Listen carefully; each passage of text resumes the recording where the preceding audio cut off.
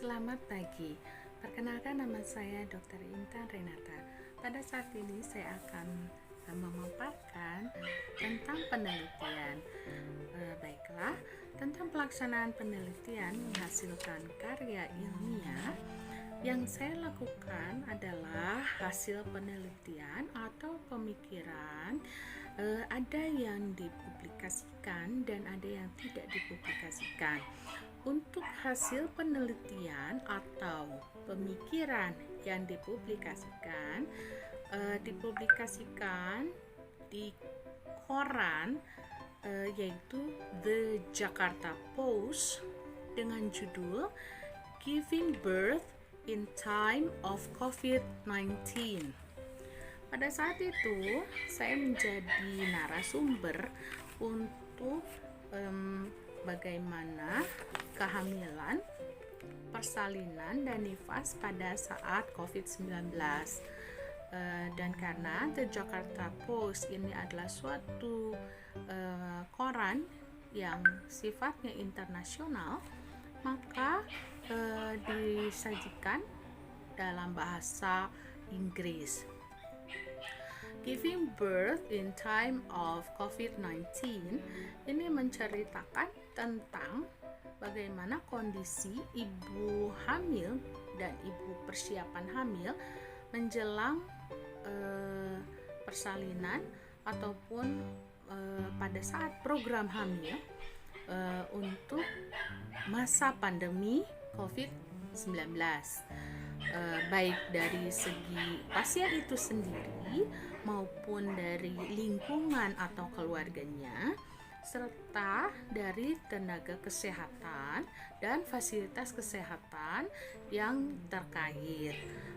Perubahan-perubahan yang terjadi di daerah Indonesia berkaitan dengan COVID-19, terutama penanganan ibu hamil, ibu melahirkan, dan ibu nifas. Saat itu dipaparkan dalam naskah tersebut bagaimana peningkatan kondisi kehamilan di Indonesia pada masa pandemi COVID-19, dan kemudian diperhatikan bahwa terjadi perubahan pada kondisi kesehatan ibu hamil, yaitu banyak ibu hamil yang sulit atau tidak bisa memeriksakan kehamilannya di fasilitas pelayanan kesehatan diakibatkan oleh adanya pembatasan aktivitas, yaitu pada saat itu ada yang disebut dengan PSBB. Lalu kemudian pada perubahan sikap dan perubahan pengetahuan dari ibu calon hamil dan ibu hamil pada saat awal pandemi, dan kemudian pengetahuan yang bertambah ketika dilakukan edukasi tentang bagaimana protokol kesehatan yang harus dilakukan, serta bagaimana melakukan appointment atau perjanjian untuk melakukan pemeriksaan kesehatan di fasilitas pelayanan kesehatan terdekat. Juga dalam naskah ini dimuat tentang adanya kekhawatiran ibu hamil pada saat persalinan, namun dengan edukasi bahwa proses persalinan tetap dapat dilakukan dalam masa pandemi dengan memperhatikan protokol kesehatan, dan juga adanya pembatasan-pembatasan yang dilakukan terkait dengan COVID-19. Misalkan yaitu adanya perubahan dalam hal penunggu pasien hanya boleh satu orang, tidak boleh lebih dari satu orang. Juga penunggu pasien harus menggunakan masker, termasuk harus juga memperhatikan protokol kesehatan lainnya, dan tidak boleh ada jam besuk atau kunjungan dari keluarga yang lainnya.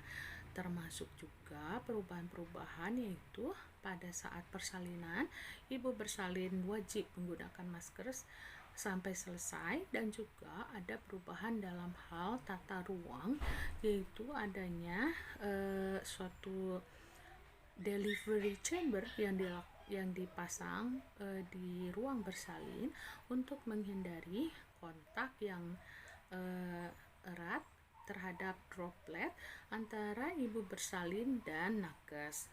Kemudian terjadi juga perubahan tingkah laku, sikap dan pengetahuan pada tenaga kesehatan, yaitu tenaga kesehatan harus memperhatikan protokol kesehatan, juga adanya peningkatan dalam hal mencuci tangan, menggunakan masker, dan juga dalam hal menjaga jarak. Tenaga kesehatan juga menggunakan alat perlindungan diri atau APD yang sesuai dengan kondisi yang ada pada saat tersebut. Misalkan menggunakan APD level 1, level 2, dan level 3. Kemudian di dalam naskah tersebut diungkapkan tentang pada saat nifas juga perlu diperhatikan pro dan kontra antara apakah ibu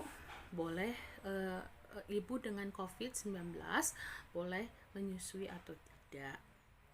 Baik, penelitian lainnya yaitu penelitian berupa hasil penelitian atau pemikiran yang dipublikasikan, yaitu dalam bentuk Instagram TV pada topik antenatal care di masa pandemi COVID-19. Pada saat itu dilakukan Instagram Live dan membahas tentang antenatal care di masa pandemi COVID-19. Saya sebagai narasumber pada saat itu, dan juga di situ diterangkan tentang upaya pencegahan umum terhadap COVID-19, acuan bagi ibu hamil, bersalin nifas, dan bayi baru lahir di masa pandemi COVID-19, rekomendasi bagi tenaga kesehatan terkait pelayanan antenatal di rumah sakit. Di dalam naskah tersebut diungkapkan tentang beberapa peraturan yang terkait dalam kehamilan, penanganan ibu hamil, ibu bersalin, dan ibu nifas berdasarkan data di Indonesia, dan juga berdasarkan peraturan-peraturan Satgas COVID-19 dan juga peraturan dari rekomendasi POGI. Kemudian di dalam naskah tersebut juga diterangkan tentang bagaimana hasil lab mempengaruhi juga terhadap diagnosis confirm dan probable COVID-19 dan bagaimana penata laksanaannya. Pada saat itu saya juga menuliskan tentang upaya pencegahan umum terhadap COVID-19 meliputi protokol kesehatan dan adanya acuan bagi ibu hamil bersalin, nifas, dan bayi baru lahir di masa pandemi COVID-19 yang diambil dari Kemenkes RI dan rekomendasi POGI serta dari WHO. Di situ ada hal-hal yang sifatnya saling menguatkan antara kebijakan dari Kemenkes RI, rekomendasi POGI, dan WHO, namun ada juga yang sifatnya pro dan kontra. Pemeriksaan kehamilan dianjurkan bila terjadi kegawatan atau adanya tanda bahaya. Bila tidak ada, maka sebaiknya pemeriksaan kehamilan ditunda. Juga berkaitan dengan bila terjadi tanda bahaya, kedaruratan, segera ke rumah sakit terdekat. Dalam naskah tersebut juga disebutkan tentang bagaimana penanganan ibu bersalin di fasilitas pelayanan kesehatan yang tersedia, juga rujukan yang harus dilakukan. Di naskah itu juga ada pro dan kontra tentang perawatan bayi baru lahir. Apakah rawat gabung dengan ibu? Bolehkah ibu menyusui atau tidak? Untuk itu juga saya sebutkan juga di dalam naskah tersebut, dari Kemenkes RI, lindungi ibu hamil bersalin dan nifas dan bayi baru lahir dari COVID-19. Baik, yang ketiga adalah pelaksanaan penelitian menghasilkan karya ilmiah, hasil penelitian atau pemikiran yang tidak dipublikasikan, yaitu kesehatan reproduksi remaja SD dan SMP. Pada naskah tersebut disebutkan tentang bagaimana fenomena remaja, baik positif dan negatif, serta apa saja yang disebut kesehatan reproduksi remaja. Juga saya tuliskan dalam naskah tersebut bagaimana perkembangan pubertas dan karakter seksual primer dan sekunder pada remaja. Di naskah tersebut juga diungkapkan tentang permasalahan remaja, tentang pacaran yang sehat versus non sehat, seks pranikah, juga hamil di usia remaja. Juga dalam naskah ada tentang say no to abortion, say no to drugs, dan beberapa permasalahan seperti kanker mulut rahim, HIV AIDS, dan juga tentang penularan HIV dari ibu ke bayi. Dalam naskah tersebut diungkapkan juga tentang masalah ini bukan hanya masalah fisik, mental, dan juga psikologis, tapi juga tentang keagamaan, sehingga perlu dilakukan upaya-upaya untuk memperkuat tentang nilai-nilai keagamaan atau kerohanian dari siswa tersebut atau remaja tersebut. Demikianlah penelitian yang saya lakukan, yang berupa hasil pemikiran baik yang dipublikasikan maupun yang tidak dipublikasikan, baik yang sifatnya lokal yang naskah tersebut disampaikan dalam sebuah acara, yaitu dalam suatu penyuluhan kesehatan, dan naskah yang disampaikan dalam suatu seminar yang sifatnya nasional, yaitu yang dilakukan di Instagram TV tadi, Antenatal Care dalam masa pandemi COVID-19, ataupun yang sifatnya dipublikasikan dalam koran yang sifatnya internasional, yaitu dalam koran The Jakarta Post, yaitu naskah Giving Birth in Time of COVID-19.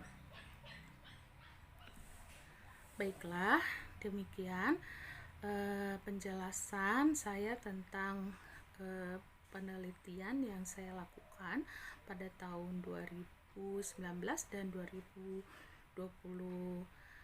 kemarin. Semoga apa yang saya paparkan dipahami dan diterima dengan baik, dan menjadi hal yang mendukung bagi saya dalam pelaksanaan sertifikasi dosen yang diadakan tahun ini 2021. Penelitian yang lainnya sifatnya adalah penelitian internal yang masih berupa proposal yang tidak saya masukkan dalam sertifikasi dosen ini. Terima kasih atas perhatiannya. Salam sehat selalu. Terima kasih.